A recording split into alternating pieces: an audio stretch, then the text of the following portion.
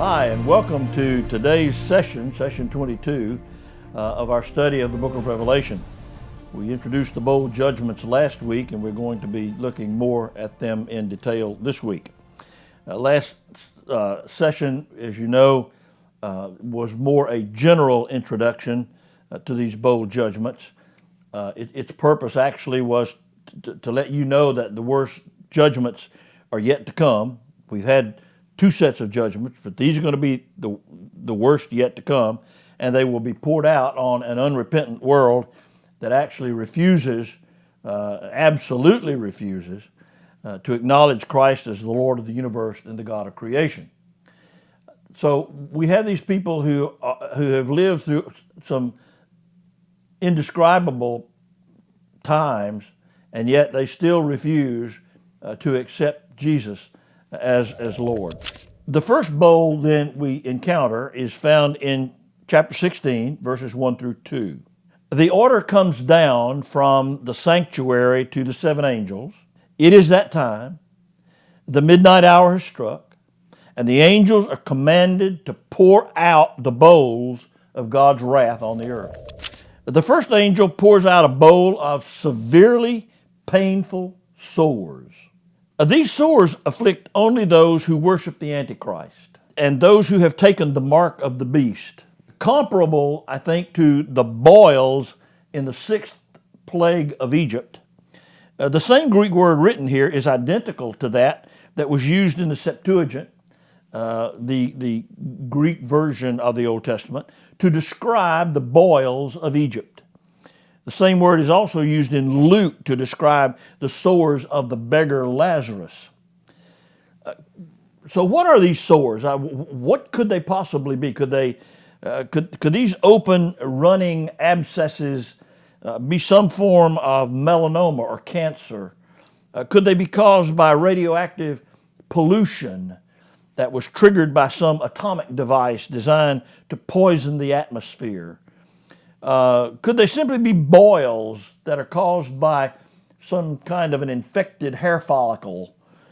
Whatever they actually are, all the people of the world will be affected with these untreatable, incurable, oozing pustules of pain.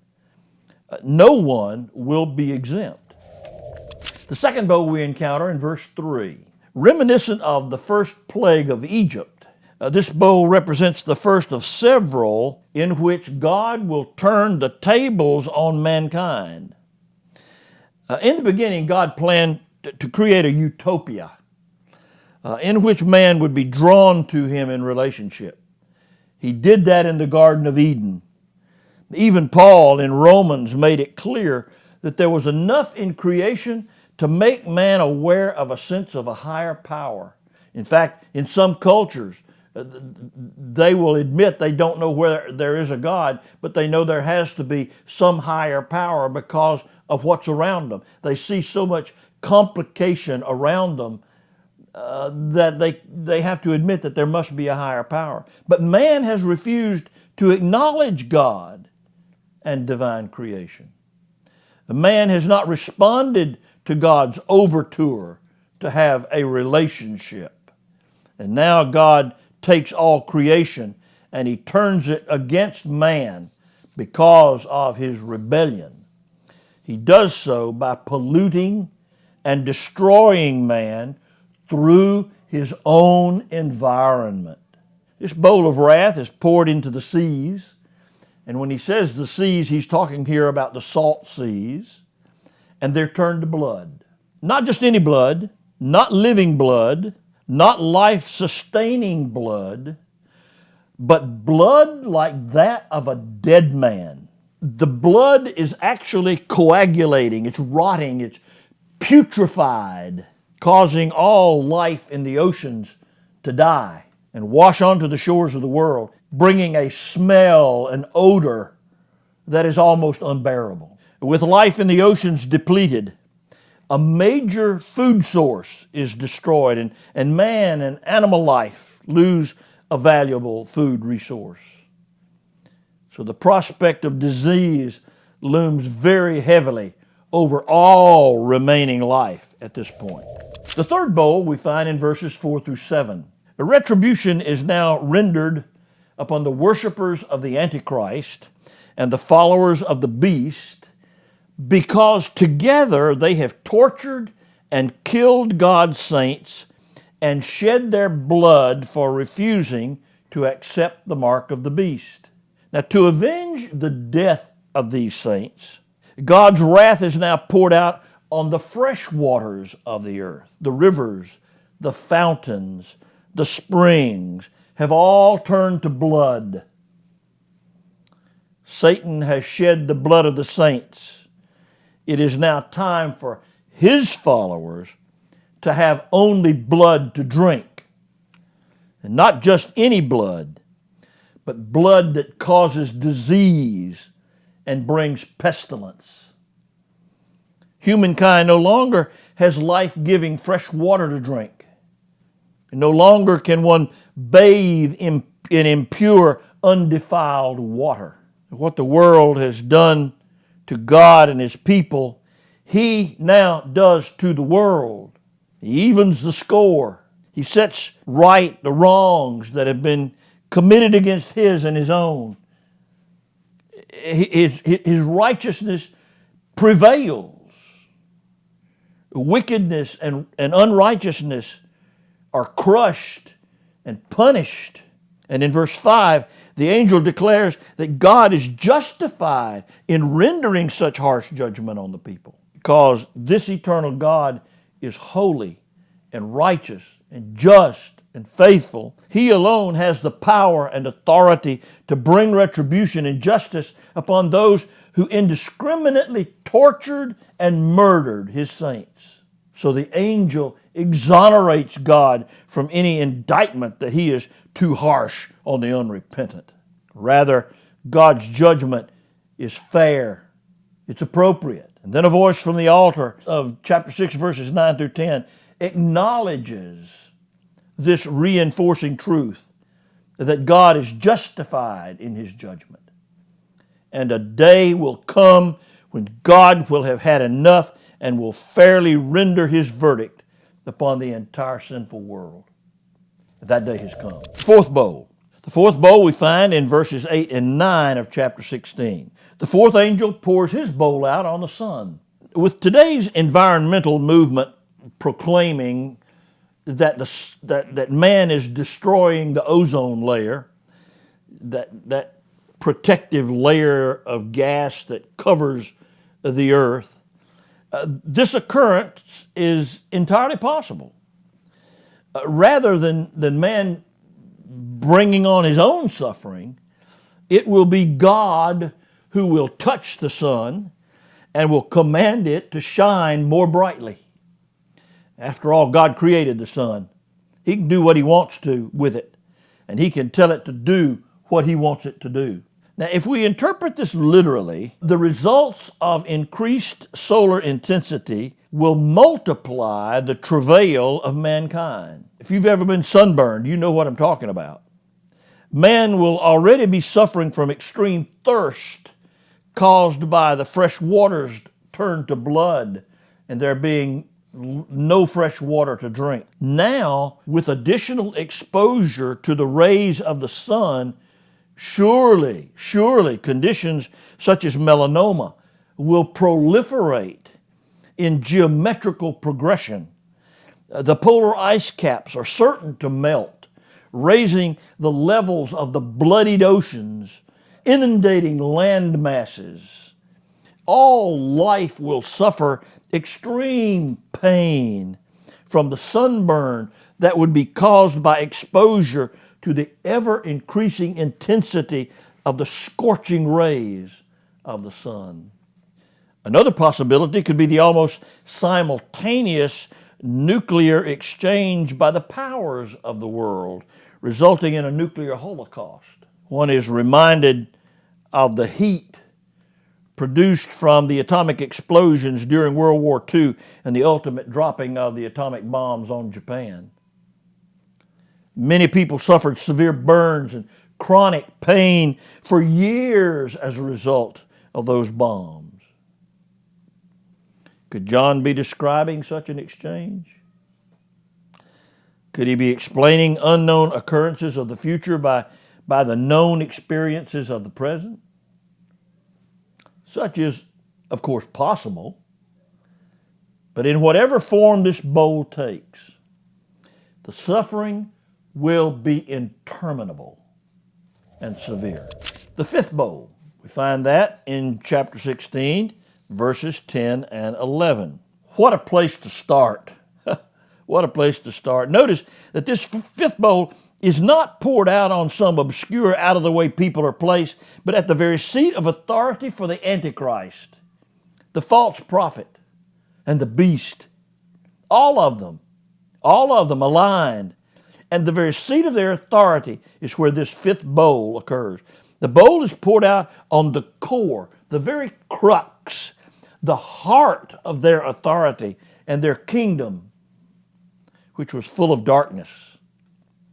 Not a darkness of local effect, but a darkness that covers the entirety of Antichrist's dominion. So God brings this darkness upon the very seat of Antichrist's rule. In so many ways, the physical darkness is a manifestation of the spiritual darkness in which the world finds itself. The results are devastating to the people. Suicide, despair, all kinds of evil attacks on the mind will occur. People will literally be driven mad by the darkness. The darkness has often been expressed as a means of describing one's spiritual condition or as a punishment on spiritual lethargy. The answer has always been a cry for forgiveness and a God who freely provides it. But why darkness at this particular moment? Why would God pick this particular moment to use darkness as a punishment? Could it be that under the cover of this darkness, that 200-man Oriental army from the sixth trumpet judgment in chapter 9 could now move into the battle area of the Middle East? Could that be the possibility? Such timing would actually be quite perfect. But these people are in misery. They're in misery resulting from the sores and the drought, the heat, the scorching sun, the thirst. And repentance now is not possible. Remember, we said the time for repentance is done. It's past. And so they gnaw. They are so miserable. They gnaw at their tongues from the pain of thirst and the searing severity of the heat, with no water to drink and no way to alleviate their suffering. All that is left is to blaspheme God. So they decide they blaspheme God. God's responsible, so they blaspheme Him. Yet God is not the cause of their suffering. God is not the cause of their suffering. They are. Kind of like the child today who always puts the blame on somebody else. Always puts the blame on something else that occurred. Not my fault. We live in a world that is pretty well described by not my fault. And that's what these people are saying. I'm not at fault here. No, God did not cause the suffering. You did. Then there's the sixth bowl. That comes in verses 12 through 16 of chapter 16. Understand that the Euphrates River is the eastern boundary of the land that God promised and ultimately gave to Abraham. Historically, it was also the eastern border of the Holy Roman Empire. Near Ramadi, which is in the modern country of Iraq, in 2015, the brutal ISIS movement closed the gates of the dam at Ramadi and lowered the level of the Euphrates River, making strategic military actions much easier. It also produced a rather humanitarian crisis by limiting the amount of water that was available to the major cities along the Euphrates River for consumption. Ayoun Diab, a former head of the Iraqi Water Sources Department, said at that particular time, the goal of ISIS is not to cut the water, but to reduce the level to take advantage of it for military purposes. When the water level is reduced, it allows them to infiltrate from Ramadi to Chaldea and then easily move to other areas. Now we know that even in our modern times, it's possible then to dry the Euphrates River for military purposes. Here in Revelation, we read that the riverbed of the Euphrates will be dried up by the sixth bowl poured out by God's angel, making it possible for the kings of the East to enter the battlefield that Napoleon called the most natural battleground of the whole world. But who are these kings from the East? Well, the Greek text of Revelation identifies them as kings from the rising of the sun, thus the East. Now, some scholars have identified them as the Father and the Son. Others believe that it refers to the Parthian army, the archenemy of Rome. The context not only of this passage, but also the entirety of the book of Revelation argues against these positions and for the fact that an enemy of Israel will be amassing forces against it and ready to do battle.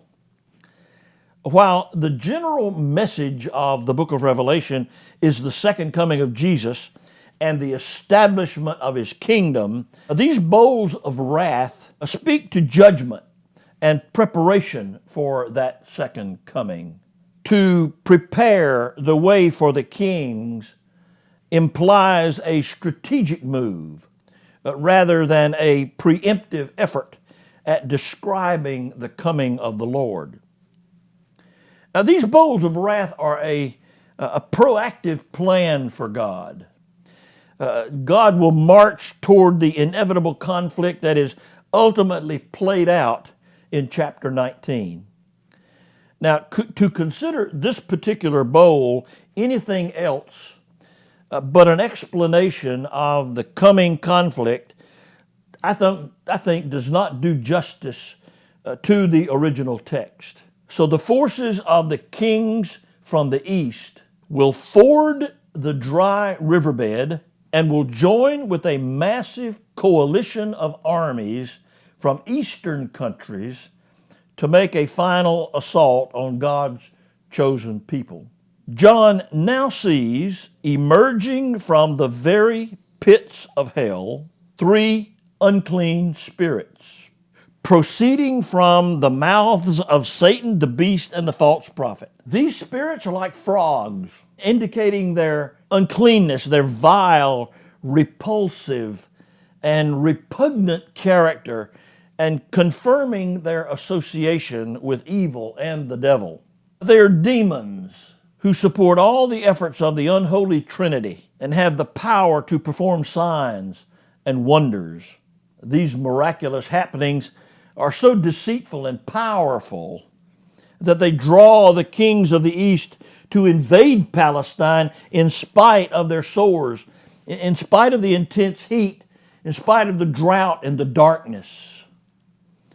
Further, their signs and wonders attract the powers of the West toward Palestine as the two sides begin to gather for the final battle of earth. In verse 16, John introduces the identity of the place where the ultimate battle between good and evil will occur. He writes, "So they assembled them at the place called in Hebrew Armageddon." Now that the identity of the battlefield is known, perhaps this is a good place to review a bit of the history of Armageddon. Armageddon is mentioned only here in Revelation 16:16. The meaning of the word actually is Mount of Megiddo. It refers to the valley to the east of Mount Megiddo, where as many as 34 different battles have been fought throughout history. With respect to Israel and Christianity, the foundational event that defined this valley in Jezreel is actually described in Judges chapters 4 and 5. It is the battle between the Israelites and the Canaanites. Outnumbered and outgunned, the Israelites, led by Barak, go into battle with the help of Jehovah, and they rout and defeat a much more powerful army, much more powerful. This battle became a type for the Battle of Armageddon. So when we talk about the Battle of Armageddon in the last days, we really are referring to the kind of battle that was fought here between the Israelites and the Canaanites. It became a type for the Battle of Armageddon. Sennacherib demanded that Hezekiah and his people pay taxes to the sovereign and his Assyrian kingdom. At the time, the Assyrians were actually the most powerful empire in the world. So when Sennacherib quartered 185,000 troops outside Jerusalem, then Hezekiah knew his people were in trouble. They were doomed. Isaiah, under the inspiration of Jehovah, prophesied that the angel of the Lord would slay them all. Not to be worried, he would slay them all. And in one night, all 185,000 troops were killed, as described in 2 Kings chapter 19 and in 2 Chronicles chapter 32. Sennacherib is defeated. He withdraws. And like the battle with the Canaanites, Megiddo and the valley of Jezreel once more become types for the victory of good over evil. So it seems appropriate now, when the final battle of good and evil is to occur, that it take place in the Mount of Megiddo on the plains of Jezreel. Like so many battles before, the outcome is known because the Lord is leading the charge. Confidence is high and victory is assured. And now we come to the seventh bowl, verses 17 through 21 of chapter 16. John hears a voice from the heavenly sanctuary, like the voice of God, because it is likely the voice of God himself. He declares, "It is done. It is done."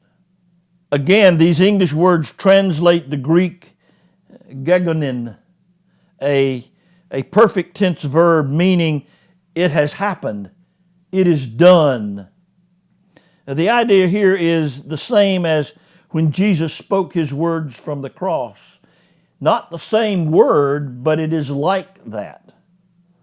The declaration means, I have now judged the world. I've effected the sentence and I've avenged the persistent unrighteousness of a stubborn world that insists on rejecting me by pouring out my wrath. My mission is done. Yet although the mission is done, the lingering results of that mission will continue until Jesus Christ has made his final appearance on the earth. And that will be soon. This bowl completes God's indignation on an unrepentant world. It is the consummation of the period of the tribulation. Tribulation's over. And the end of the time of trouble.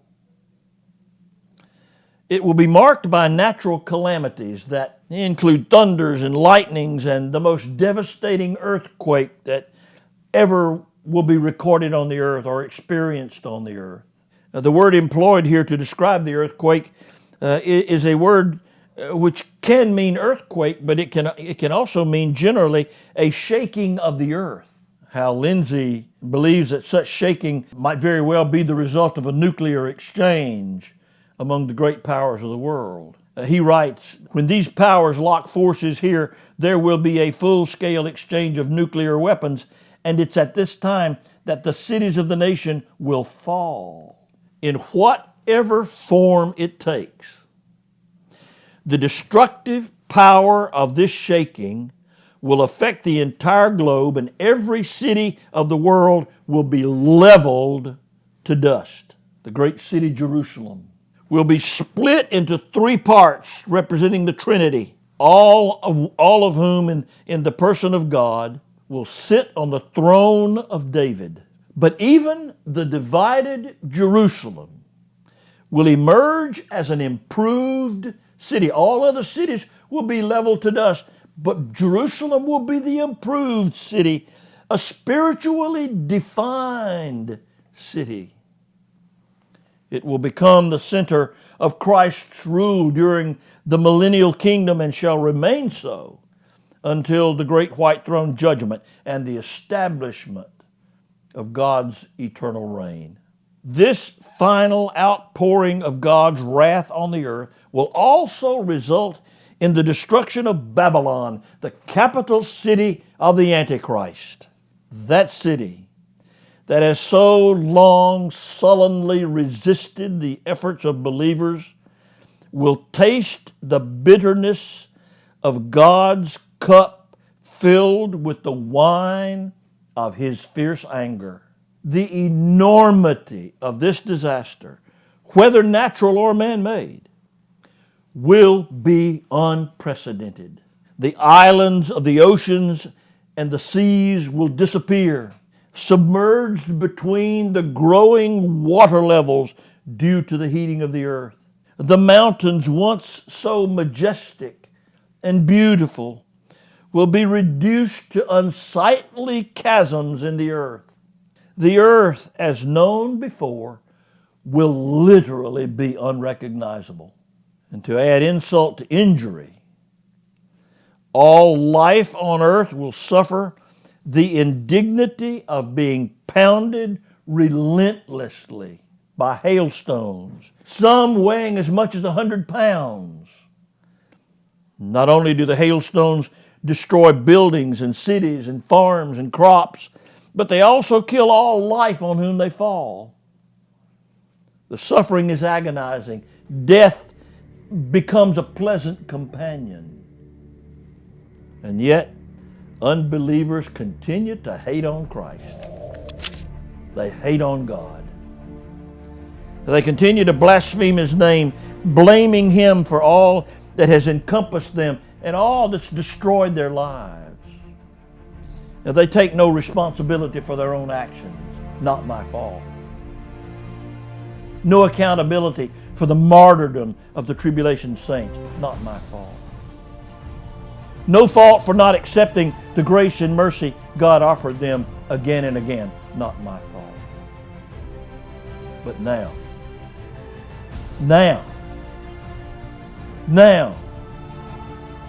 it is done.